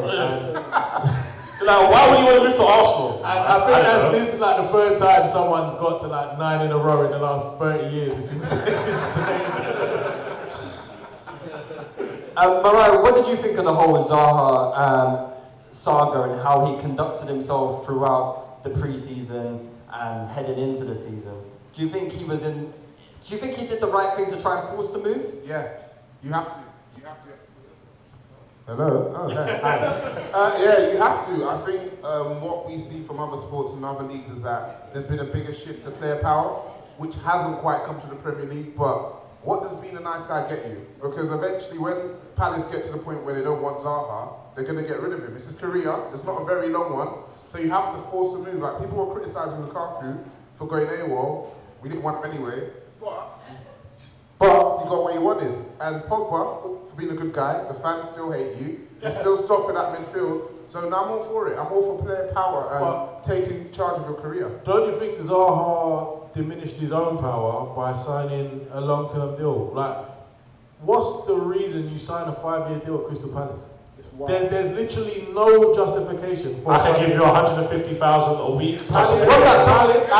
Here's the thing though. With what Zaha brings to Palace, if Zaha says, I want 150 bags, but I'm only signing for 3 years, Palace don't have any power to say no. I agree. Because if you say no, then he's got even more power to leave, and you can demand even less money for him. I agree. So all the power was in his hands this January. Bear in mind, Tottenham were trying to get him, and Palace were telling him 40 million wasn't enough last summer. So why you then go and sign a contract for 5 years and think they're going to let you go for anything near that is ridiculous. I agree, but at the same time, certain players can make gentleman agreements with the club, and that's probably the biggest mistake a lot of players make. That if a Tottenham or an Arsenal come in for you, they'll let you go. Players know better than that in this day and age. They should do, but that's probably what happened to Zaha, and that's why. My main issue is why people are talking about Zaha in a negative light for trying to force the move, because we have, for example, I might like fans, as you know. We have loads of our fans saying, yeah, get rid of the dead wood, get rid of the dead wood. Rojo signed a new deal. Rojo ain't going nowhere, fam. He's getting 160 or something. Ain't going nowhere. Fans want to drive him out of the club. So when we talk about the contract situation, people are like, yeah, Zaha signed a contract. Yeah, and the club also signed a contract for the likes of Rojo, Darmian. So why is it okay that when the club wants to bin you, it's fine. The fans are saying, oh, cussing on Instagram saying get out of our club. But when the player wants to upgrade his career or go for money, he's a snake or he's a sellout. Well, for me, it was bad because Palace were like rejecting 90 million plus 2 players or something. Who bid that? Who bid that? No, like 75. Hyperinflation is that. Who bid that, please? Excuse me. Let's talk about FM, you know. Yeah, it was 75 plus 2. I'm at FM, yeah. I saw the Chinese club bid 70 million plus. That's the lady for it, man. Okay, regardless of what the figure was. The figure was big, but what I'm saying is, Zaha looking at that. Listen, Let's talk about FM, you know. I saw what and not to understand why, because that's the lady for it. We saw Wan Bissaka's been kicking ball for 18 months or 55 million. Zaha's single-handedly been keeping us up and one of the best wide forwards in the league, so pay up. So I understand it from their perspective. It's really and truly, as a player, you really got to look out for number one, because the club don't care about you. The moment you're rubbish, you're gone. Look what happened to Gutierrez. Man had cancer, came back, they didn't give a toss. And if they don't care about you, you got cancer, they're going to care about you on the best of days, you feel me? So players got to understand that. Don't be signing these long-term deals when you're ready to like keep it sliding, unless you've got a release clause in there or something. It has to be, if players are not sent 3-year maximum. Because that gives you security and then the ball's in your court. 5 years is insane. Also, unless it's trash. Also, I'm definitely signing 5 years. Crystal Palace didn't actually have any time to replace him. So if these bids were coming in maybe like beginning of the window, then they might have listened to it. But because of 70 million plus 2 players from Everton, late in the day, it wasn't enough. And you're not going to find a decent enough player that's going to give you what Zaha gives you for that amount of money. So I understand why Palace rejected it, but at the same time, you can't. How much did Wolves pay? I mean, Watford pay for Ismail Assar from Rennes? 35. So if Palace had sold Zaha for 70 million and gone for Sarr for 35, it would have made sense. It would have made sense, but they could have spent over 35 million on Sanchez as well. Then you got 2. Yeah. I mean, these Premier League clubs seem to have too much. Where the hell is Everton getting all this cash from? Like, what? Like hundreds of millions to finish 7th again. It doesn't make any sense. It's just where are they getting the money from? It's Arteta money, mate. Was that? Arteta money. The Arteta money. So keep talking about the Arteta money. Where is it? Bill Kiddo stole it. What's your thoughts on the Everton summer? Because obviously they've got Moise Keane, which that's a weird one to me because every time he played for Juventus, he looked like he was mashing work. He was doing really well. Well, listen, I'm trying to get down with you. You guys see how I'm trying to get down with you lot. Wow, mashing work. Should I not use it in the correct context? Ever since you come back from Vegas, you're a different man. Absolute chains in Vegas, you know. Whoa. He reads Urban Dictionary every night and then he just tries to do phrases the following day. Oh, so this no cap means it's a lie. Too much. Okay, yeah, that's tomorrow. Oh, but with Moise Keane, yeah, I think he's making a bit of a mistake, yeah. He's a hot prospect, he's 19, he's scored a lot of goals, he's played for Italy, I think he scored for Italy as well, he's been at Juventus, so I think he's doing a shop window scenario. But you're going to Everton to have money, and they're going to sell you for like, how much you pay for him, like 27? Plus VAT. So they're going to sell you for like 50, 60 million. And if you do as well as they think you're going to do. So I'm not too sure about that move. Like, yeah, all those kind of middle-ish sides. They're not. But do you not think a player like Keane looks to, say, Lukaku, for example, and he sees Lukaku's levels, and he knows that, well, somebody paid Everton £90 million for Lukaku. Wow. Like, so, you know what I mean? If I look at that and I think, well, I've got more than him, why won't the same happen to me? Why not? Everton's a decent step. It has to be that. Oh, your couple. Oh, my bad. don't touch me, man. We get the same 5 million plus Wayne Rooney. Oh my God. And again, there are clubs that are willing to pay 70 million for the likes of Alvaro Morata as well. Let's not talk about King. Talk about the King. Yeah, it's true. It's true. I don't know. Interesting. Who else they signed? Yeah, that's what I was going to ask. Who else have they signed? It won't be. Sebby, yeah. Sebby was out. Let's talk about the award sale. It won't be for £40 million. What kind of evil laugh is that? Oh, £40 million. What a bad player. What a shit player. How on earth did we manage to get 45 million for him? Let's have some manners. I've never seen somebody who shoots like him. It's like he's wearing Dr. Martens all the time. and he's always threatening to beat a man. Threatening. They went through it. Okay, do your thing, bro. The funniest tweet I've ever seen about Iwobi was when they say he still plays football like he's wearing the Nike JD bag. Or the JD bag, sorry, that's it. Wearing wallabies and stuff. When Everton came in with £40 million, yeah, they didn't even ask for it if it is in installments, how they're paying it. They just said yes, we're fake. They probably thought it was a typo. That's how you know, we didn't even think, oh shit, we need a replacement. We were just like, alright, cool. Get that done. You know, quickly. I was going to say that in Bitcoin, they don't even buy it, man. Go to my man there, because he's a big Iwobi fan. I just want to ask him something quick. This is going to be good. Let's go. So you're a big fan of Iwobi, right? I'm not a big fan. Bro. Shows you how to do this, you know. I'm not a big fan, but I'm a fan. When Owen plays for Nigeria, you see Shells mentions. I recall you saying he was your best 1v1 player. Are you alright, bro? I never said that. You said words to that effect. Alright, so let's just focus on that. Let's not talk about when I call you slipping. Wait. Yeah. So, you're being shameless. What's it? How old is Iwobi? 23? 22. 22? Alright, cool. So he's 22. Hey, who's got Wi-Fi? Let's sit there. He's 22, Premier League player, international.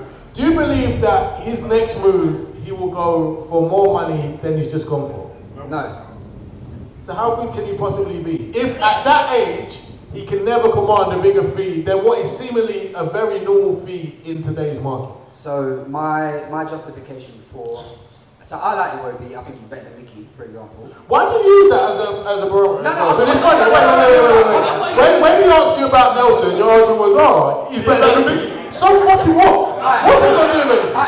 But... You're not about business, bro. Relax, man. I don't think Iwobi was used in his best position. What's his best position? I think he should be playing in a midfield trio.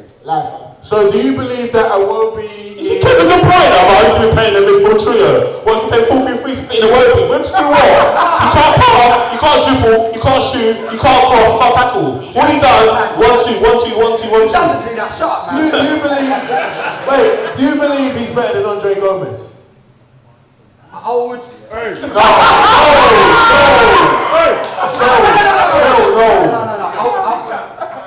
a yes or no question. Is he worth better than Andre Gomez? Maybe not at this moment in time. No. Okay, cool. Next question. Is he better than Gylfi Sigurdsson? No, it's not. Alright, cool. So what you're saying is he's not good enough to get in the team he plays for where he wants to play, even though he's left the supposed top 4 team for a team that finishes 7th and 8th. But he's still not good enough to get in the team in his position. That's what you're saying, essentially. See, I would have kept him, and I would have, at a later date, I would have liked to see him under a different manager at Arsenal, personally. Wow. And plus, he's a homegrown player. Arsenal need those sort of, like, as a squad player, I would have been happy to keep Iwobi. Arsenal fans, would you have been happy to keep Iwobi? Yes. No, again. Wait. Arsenal fans, if, like, Iwobi was kept... Who said that? Don't let him put you in it. Don't let him put you in it. No, hang on. If you would have... Sean, you've asked the question 3 times and nobody has put their hand up. I don't know what you want me to do.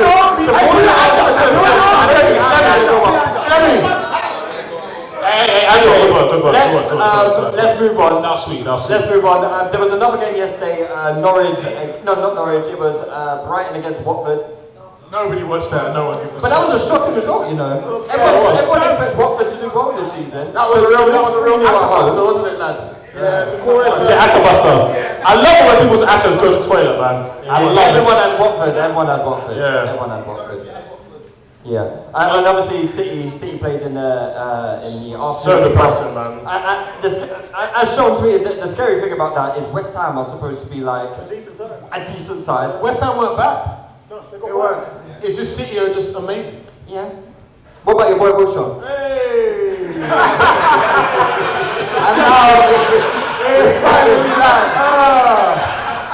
Good stuff. Let's talk about my boy Jack. Yeah, he's done. He needs to go to the MLS because he can't. What was crazy is, David Silva's like 34 and he's slow. And he ran away from Jack with the ball. In the 22nd minute, the Jack was dying to catch up. So yeah, it's over for Jack. He had a good run. Let's face it, your boy Iwobi, he had a good run. A good run against Barcelona in that was me. That night, I'll never forget that night, and that's alright. You got long live King Jack. To be fair, I'm shameless. I switched on Wilshere. Like I'm bad. You can't trust my, you can't trust me with anything. We all know about trusting people. You've been there before. We're not surprised. What was it, 100 years or? I don't know, but with Man City, it's just so depressing how they carve very solid sides apart. Like, they went away to West Ham and hit them for a light 5. Like, Aguero weren't even playing. Oh, Aguero, come on, try and grab a goal. You know what I mean? What did you guys think of, because obviously that was the first time we saw VAR introduced and its application of it, and there was a few contentious calls that I didn't really like. I didn't like the fact that you're literally a millimetre offside and they go into VAR, and I understand it's offside, but... What are you talking about then? If it's offside, I just don't think... I get it from both of us. As a fan, we don't like to see it, and especially if it affects our team. But for once in his life, Sebby made a really good point. Wow. Which stunned me. and it was, if a goal is a millimetre offside, and that millimetre offside is the reason the team gets relegated and ends up costing your club hundreds of £millions, what do you do? Like those millimetres count. Man City, that goal they scored against, was it Liverpool? Yeah. It was Stones' clearance off the line. It was a millimetre, and that millimetre is the difference between Man City winning the league and the whole fucking ending and Liverpool winning the league. So millimetres matter. So I think we have to celebrate. Chelsea fans are still talking about Luis Garcia from 2005, bro. Like, because it wasn't a goal, bro. See? It wasn't a goal, bro. Obviously City look ominous. I don't think much needs to be said about that. I think they remain everyone's favourites for the title. How do you think Rodri did? I like him, and I'm a big fan of his. And yeah, I mean, certain people they try to get onto him, but there's reaching. Who are the certain people? I don't know. I don't follow people that. I thought you had someone in mind. I thought you were. No. I was ready to get onto Meeds for some reason. I don't know. I was ready to get onto Meeds. Just give it time. He'll give us seconds. They have no shame. Give us time. No shame, no honor. Obviously, Ellis, Liverpool kicked off the season. Obviously.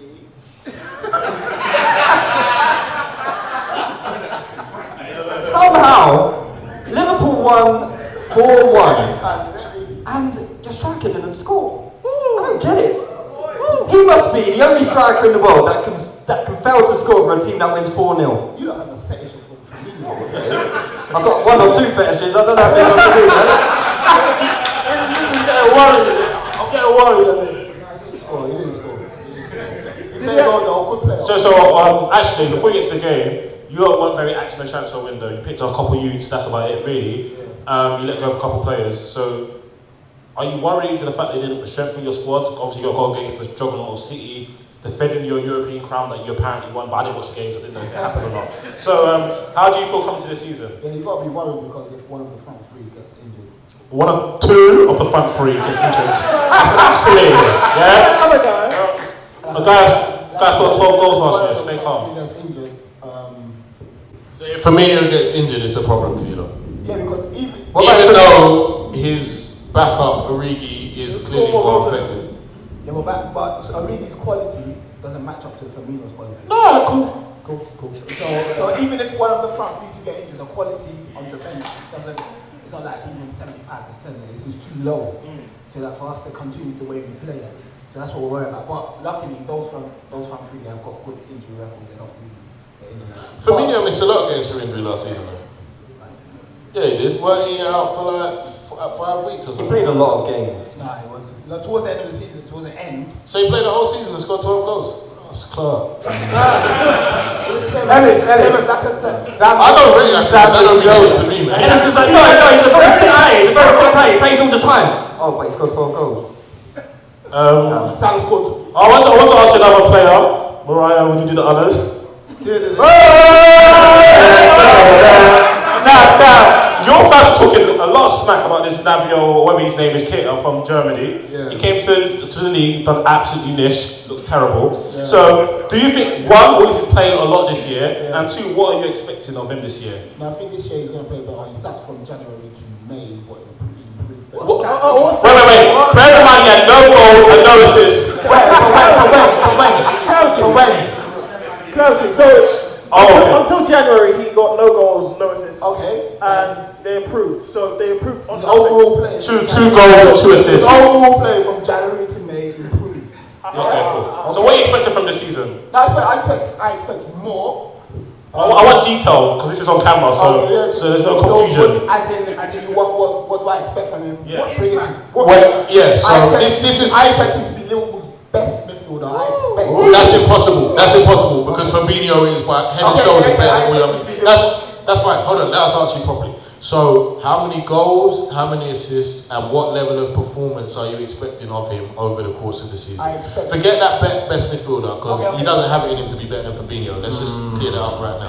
More important than I think he does. No, he doesn't. I find him. We know you do, because you believe. He's a good player though. Yeah, he may well be. Ellis, I'm giving him 6 months and I'm ready to turn my back on him, mate. And you know why that's funny? Because when he came, this and man, you guys know I'm capable of it. This man here said that Naby Keita, the guy that you've been watching for the last 12 months, is better and more creative than Paul Pogba. That's what he said with his narrow chest. I never said he was better. Pogba's already achieved his assist tally in 1 day. Today, against Chelsea. You have to see it. Okay, let's go back. Okay, so ask the question. I want it in detail. I expect a 7 out of 10 performance. Okay. Throughout the whole season. Okay. I expect probably like 5 to 6 goals. Okay. And 5. Yeah, but if you're doing that, but I'm 5 assists. 60 million. Wow, the economy's. Wow, the bar's on the floor still. Okay. How many goals does Salah score? Will Salah outscore Aubameyang? Yeah, easy. What? Come on, man. Bet Lewis, It was easy, but I didn't do it last year. Bet Lewis He then. done it the year before though. Huh? He wasn't here. Yeah, but also Salah had to drop down for Aubameyang to come up. Ellis, are you okay? No, Ellis. Let's bet. I'm ready to bet. Who wants to bet? Please, nobody allow us to buy anyone drinks at the bar. I don't know what's going on. Hey, can we stop serving Ellis at the bar, please? Yeah? Right. Okay, cool. Lewis, you're gonna bet. You bet Lewis. Why am I going? You know, you're always the bet friends. But Salah and Aubameyang, but Liverpool are head and shoulders a better team than Arsenal. So you're. There's a caveat. It's not. It's just a fact. Let me like the facts or not. The caveat. You're going to have more opportunity to score at Liverpool than you will at Arsenal. That's a fact. Don't call out Salah if you're the poor captain. You call out Salah. You call out Salah. Don't call him out. We call out Keita. If you want to bet me, cool. You do care because KK has So will Keita do better numbers than, you know what? I rate him so low. Yeah. I'm gonna stick him against one young youth from Hale End. I'm gonna stick him against Joe Willock. That's what I'm gonna do. I'll bet you £20 that Joe Willock ends the season with better numbers than Naby Keita. But Willock will play Europa League, you know. Willock will play Europa League against Carabag. And then we'll run the stat sheet.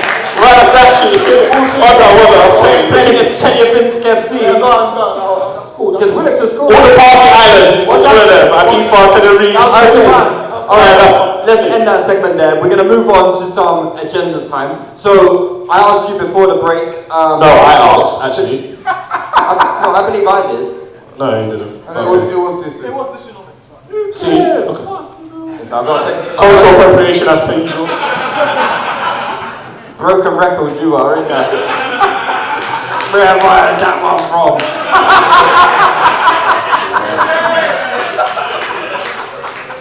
What are you saying? Is he playing the race card or? No, well, you know. This is on camera, you know. This is on camera. Yeah, be careful. So, Sebby, if you want to go round to the people who have got an agenda to raise with a member of the panel here, and they can do that. So, guys, hands up if you've got something to put to the panel. Don't be shy. Oh, we got my man here. Let's go to the guy in the Puma. Go to the guy in the Puma. Just before we do that, I just want to speak to you, Lewis. Lewis, I think it was maybe last year. You brought up Iwobi and Rashford. Yes. I just still want to ask. Do you feel that Iwobi is better than Rashford still? I never said Iwobi was better. Oh my! Yes, you did. Yes, you did. Yes. No.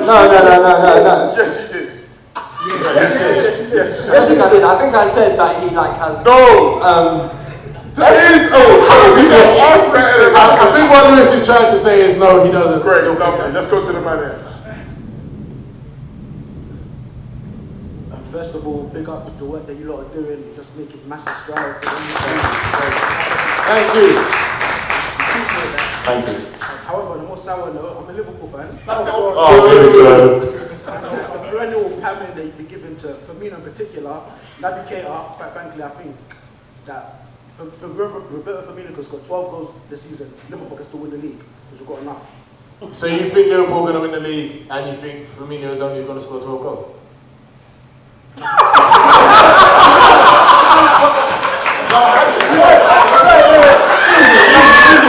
Easy work. Too easy. Listen. It's easy, bro. Come on, that guys. Come on.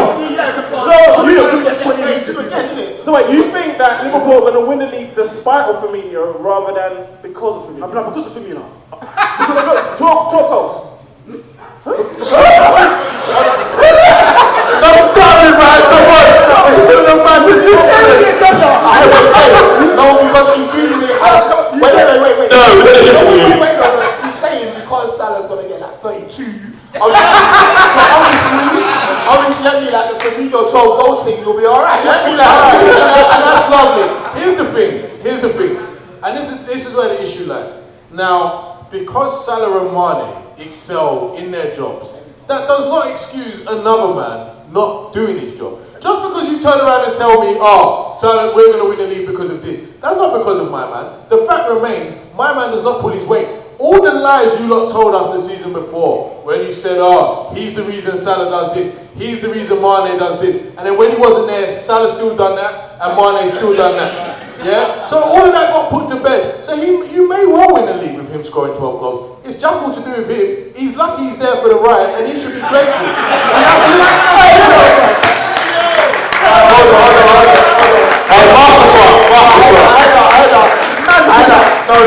let's not do this. He's lucky that he's there for the right thing. Let's not do that. He's arguably. Do you not remember when we coined the phrase coattailing? Yeah. He's not coattailing. Remember coattailing? He's not coattailing. He's not coattailing. Let's not do that. In my opinion, Roberto Firmino pulls his weight. He does. Don't worry, man. Don't worry about first fan. I've got a quick question to get the spirits flowing. Lewis, my good pal, for God's sake! I remember you bet me, and I'm still waiting my remuneration. What? You're about to hear. You said Danny, Nitaki, Mensah, Welbeck will score 100 goals for Arsenal. Last time I checked, I don't think he scored more than 30. Listen, what's happening is, he's going to Watford, we're going to sign him back, and then he's going to score the rest of the season. So when he retires, I'll pay you your money in the event they get injured or something, and it doesn't make the 100. Alright, cool, I was going to get it off my chest again. Quick pound from me, yeah? Go on. We've got a question. Right, so the way I came across your podcast, it wasn't the best of times. I heard some slander about, would you believe this, Dennis Bergkamp's goals. Oh, that's Hey, come on stage, Steph. These three, right here. Yes. Listen, I've got MSc in this topic.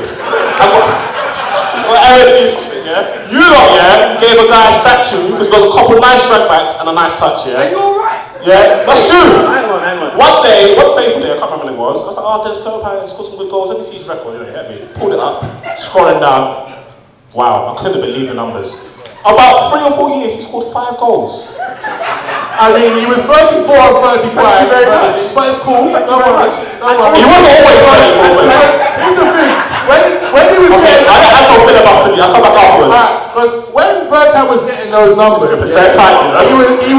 was younger than what his legendary number 10, who's currently in the championship, or heading to the championship, is right now. So don't let Rooney ran away from the Prem at 30, Bergkamp was an invincible at 30. So don't let him chat no shit. Talk that talk.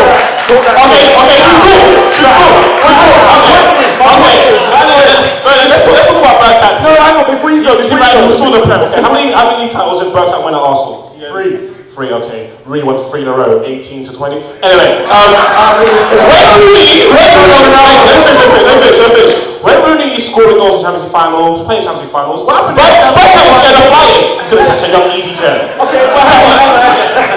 No, you start now? Okay, cool. Bergkamp, you'll talk about, he turned 34, he's 33 can score goals. So I did a very normal thing to do. Look at your goals across your whole career for Arsenal. He was averaging 1 in 4. So that's like saying you play 50 games in the league.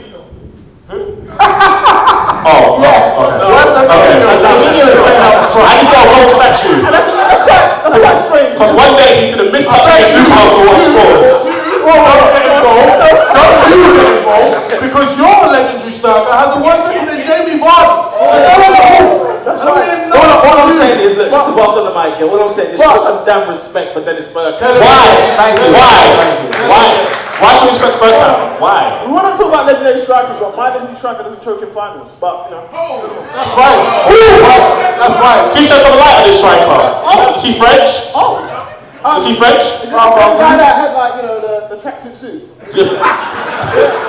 And he got sacked within how many months? Renault adverts? Sorry, of all those finals he didn't score in, is there a trophy in football that he didn't win? Is there one? Oh no, there isn't. Shut up then. Let's move forward. Coattails. He choked in the final against Barcelona. He said, I didn't see him on the pitch. What do you do next year? He ran between his legs to go join Messi and them. And won it. Listen, when he was up, he never had to run to win the Champions League. You get me? You won it for Man United. Do you know what it is? Right? Cool. Ant's problem is his obsession with Firmino. It stems from the fact that Bergkamp didn't really do enough in terms of goals. Wow. What are you trying to say? Just a deeper issue. He projected. I think he projected. So don't call that Drogba.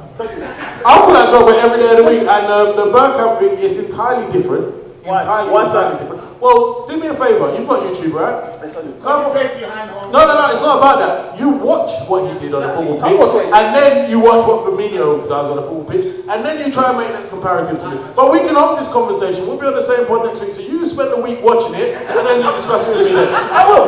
Don't worry. Happy day. Get the VHS tapes. I'm sorry, we'll respect Bergkamp when he deserves respect. I'm sorry, I don't expect 1 in 4. I'm sorry.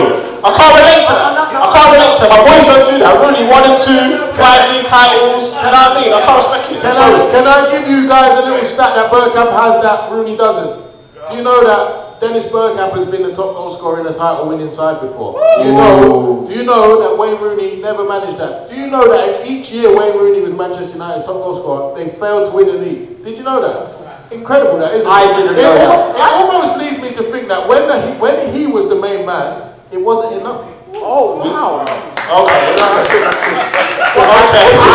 What did you win in the years Bergkamp was scored 5? And you look at packed out every quarter final Champions League. Get out there, man. Track back for us. I don't think you know about that, brother. Don't hear about that, brother. Yeah, right on his coattails. We had to watch Invincible that season. Bergkamp was good when 80% of the Premiership was actually past the 4 games, yeah? When the Premiership was full of foreigners, Bergkamp gonna hang no more. He's cool. Anyway, we're moving on. 1-4, that's what I want to say, yeah? Sebby, we've got time for one more agenda. Alright, another question, yeah?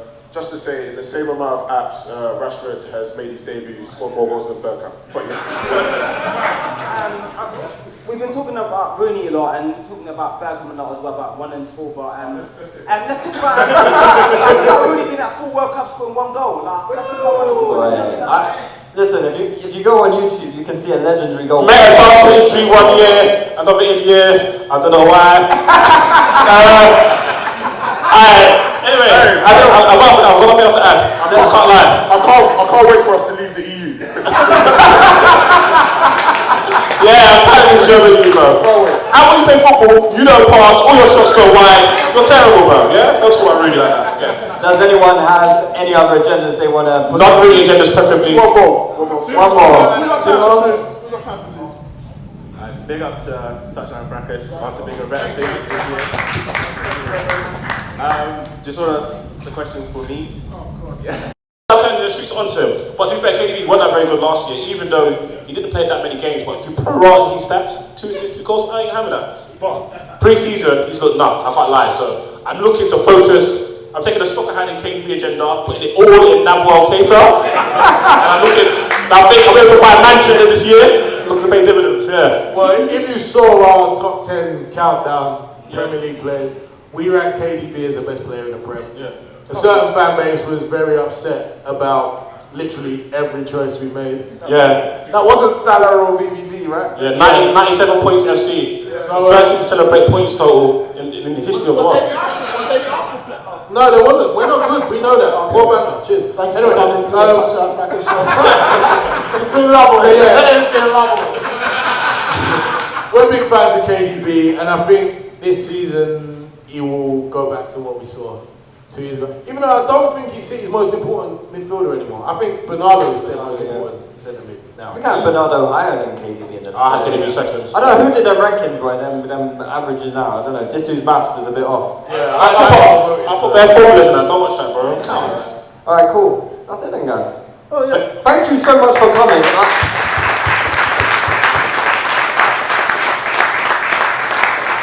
If you're obviously new to us, you can find us on iTunes and Spotify with the Touchline Fracas. YouTube as well. The live pod will be on YouTube as well.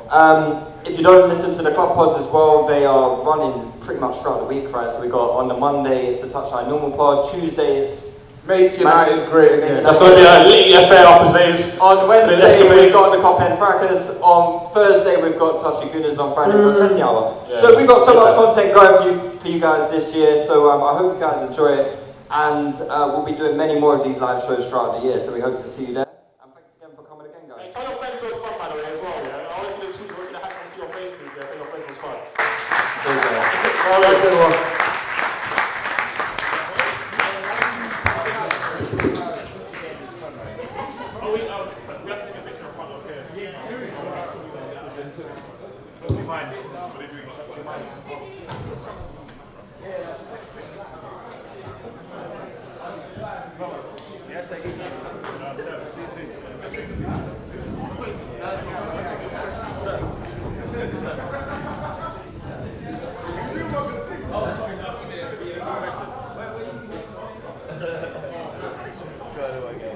When I spit bars in a rave, man I go hard like Santan.